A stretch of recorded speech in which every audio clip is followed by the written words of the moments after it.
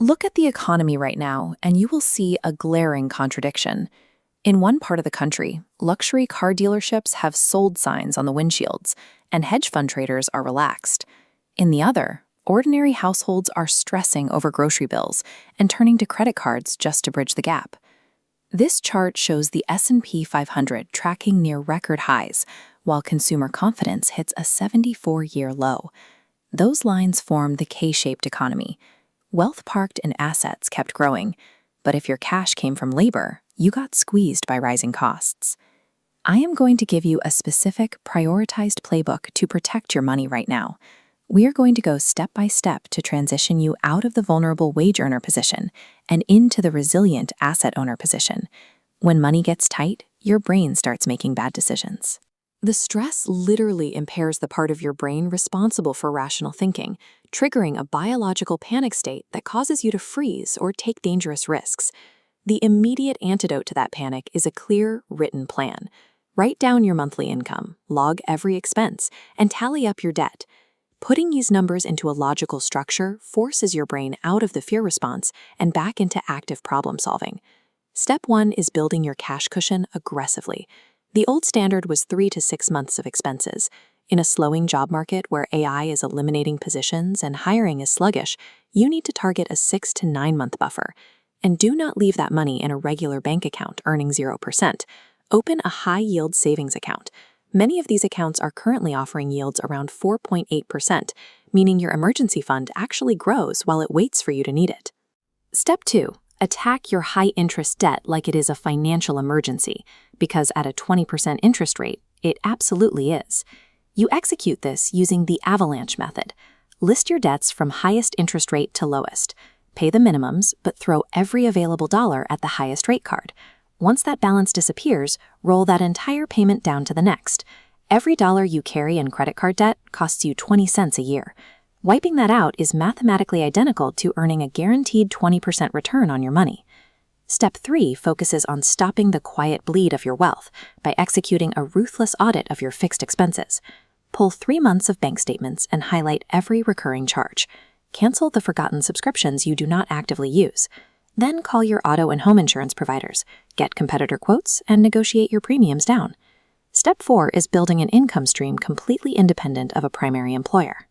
Depending entirely on one employer is a massive vulnerability in a volatile economy. If that job disappears, your income goes to zero instantly.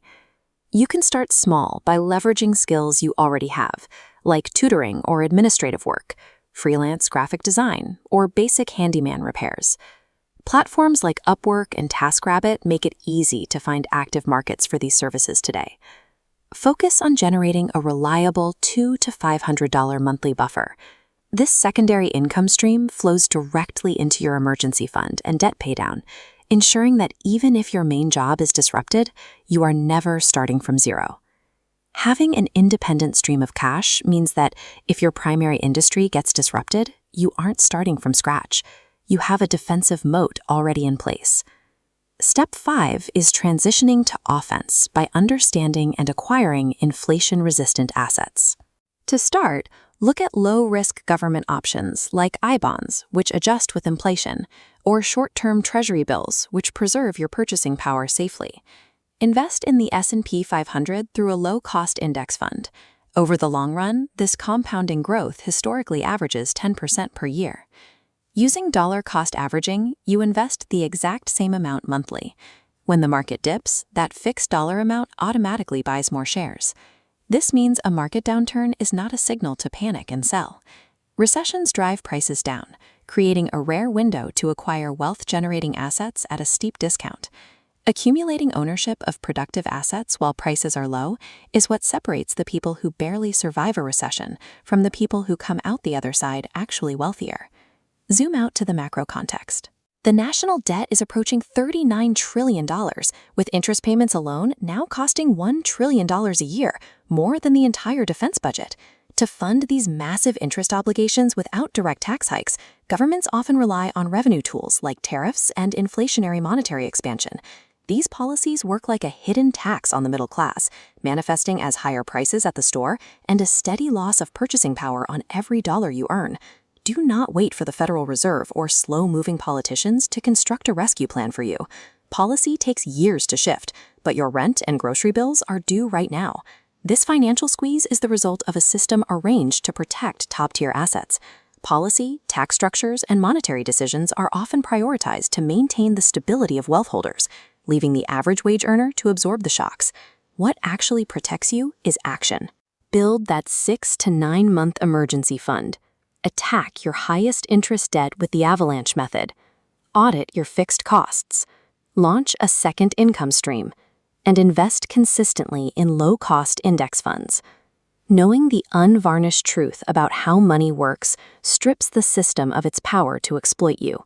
Execute this plan, and you can build a financial foundation that nobody can shake. You keep hearing the exact same story from Washington and Wall Street.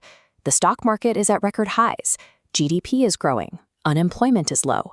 On paper, the economy is doing great. But then you go to the grocery store, you look at your rent notice, you see what is left of your paycheck. And every time you are swiping your card, you feel the exact opposite of a boom. You feel broke. You are not imagining this disconnect. You are living inside a stealth recession, an economic downturn that hits your bank account every single day, even while the government refuses to officially call it one. This tracks the University of Michigan Consumer Sentiment Index. The April 2026 reading is 49.8. That line dropping straight down represents the lowest reading in the survey's 74-year history. Americans are more pessimistic about their money now than during the 2008 financial crash. The math explains why. Nearly 9 out of 10 Americans report they are currently living through a full-blown cost of living crisis. They are actively struggling to pay basic bills and afford necessities like gas and food. The top-line government numbers are hiding a massive structural failure. To understand what is actually draining your wallet, we have to look under the hood of those official statistics. Economists track a K-shaped economy. The top half goes up, representing the wealthy, whose assets exploded. The bottom half goes down, the working class losing ground. This shows why data looks healthy. The top 10% now account for almost 50% of consumer spending. That concentrated wealth is buying expensive vacations, business class flights, and luxury renovations. When the government reports strong retail sales and a growing GDP, they are mostly just measuring the spending habits of the rich. Down in the bottom half of the K, the reality is stark. 1 in 3 Americans has skipped a meal in the past year simply because they could not afford to eat. A rising GDP does not mean the country as a whole is prospering. It just means the top tier is pulling so far ahead that their luxury spending covers up the financial decline of everyone else.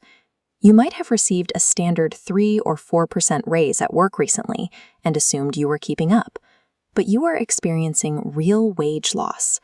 Since 2021, consumer prices have climbed more than 24%.